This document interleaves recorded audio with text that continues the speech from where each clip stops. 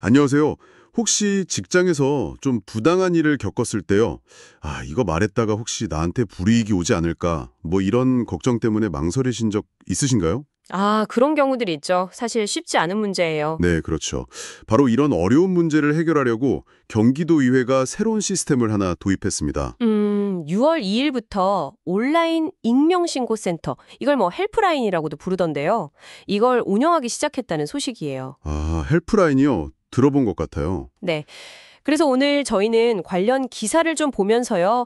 이 시스템이 도대체 왜 필요했고 또 어떻게 작동하는지 그리고 이게 실제로 어떤 변화를 가져올 수 있을지 좀 깊이 들어가 보려고 합니다. 네, 흥미로운 주제네요. 한번 자세히 보죠. 자, 먼저 어떤 문제들을 다룰 수 있는지 그 범위부터 좀 짚어볼까요? 이게 생각보다 꽤 넓더라고요. 네, 그렇죠.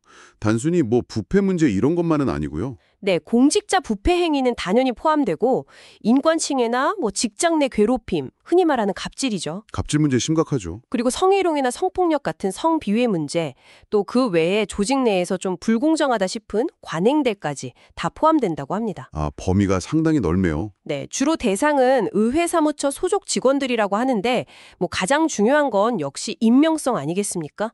이걸 보장해서 좀 마음 놓고 내부 문제를 알릴 수 있게 하겠다. 이게 핵심이겠죠. 맞습니다. 그 익명성 보장. 이게 사실 말이 쉽지 실제로 구현하기는 좀 까다로운 부분인데요. 운영 방식을 보면 그 고민이 좀 보여요. 운영 방식이요? 어떻게 하는데요? 일단 신고는 의회 내부 행정 플랫폼 있잖아요. 의정 포털 시스템이라고 거기에 이제 배너를 통해서 하게 되는데 중요한 건 이 시스템 운영 자체를 외부에 있는 전문 업체에 아예 맡겼다는 점이에요. 내부가 아니라 외부 업체가요? 네, 이게 단순히 뭐 기술적인 보안 문제 때문만은 아닌 것 같고요. 혹시 모를 내부의 어떤 정치적 입김이나 뭐 이해관계 이런 거로부터 좀 독립적으로 운영해서 신뢰를 얻으려는 의도가 커 보입니다. 외부 업체 위탁.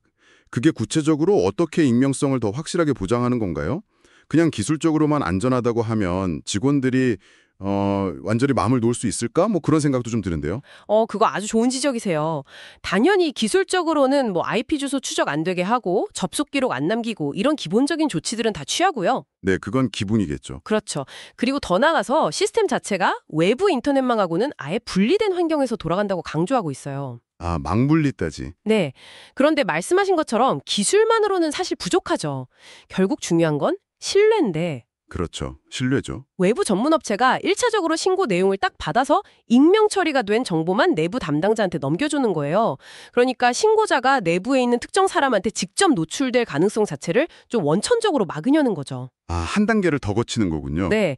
이 점을 얼마나 투명하게 알리고 직원들이 정말 안전하구나 하고 인식하게 만드느냐, 이게 관건이 될 것 같아요. 그렇군요.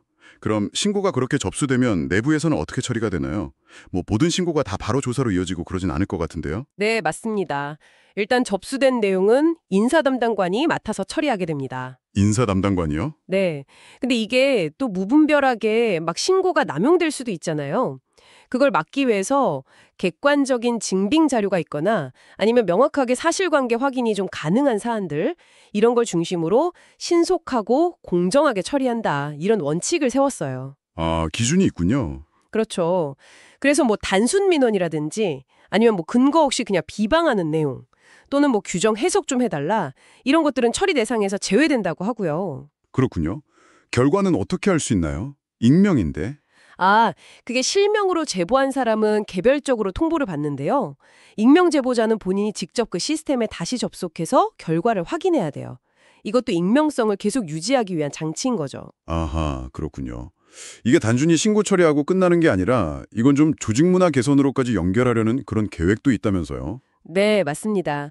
경기도 의회에서는 이 시스템을 그냥 신고 창고로만 보는 게 아니라 조직 전체의 어떤 청렴도를 높이는 중요한 도구로 활용하려는 것 같아요. 구체적으로 어떻게 활용하나요?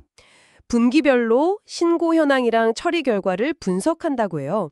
근데 이걸 그냥 통계 내고 끝내는 게 아니라 그 결과를 바탕으로 해서 뭐 청렴 교육 내용을 새로 만든다거나 아니면 좀 미비한 제도가 있으면 그걸 개선하는 데 직접 반영할 계획이라고 합니다. 굉장히 체계적인데요. 네. 의회 관계자들도 이걸 통해서 내부의 어떤 부조리를 미리 좀 예방하고 또 좀 더 공정하고 건강한 조직 문화를 만드는 계기가 되기를 기대하고 있더라고요. 결국 이 헬프라인이라는 게 단순히 문제 해결 창구를 넘어서 조직의 어떤 투명성, 그리고 신뢰도를 높이려는 의지의 표현이다. 이렇게 볼 수 있겠네요. 네, 맞습니다. 특히 의회 같은 곳은 다양한 이해관계가 좀 얽힐 수 있잖아요. 그래서 이런 객관적이고 안전한 소통 채널의 역할이 더 중요할 수 있다고 봅니다. 그렇겠네요.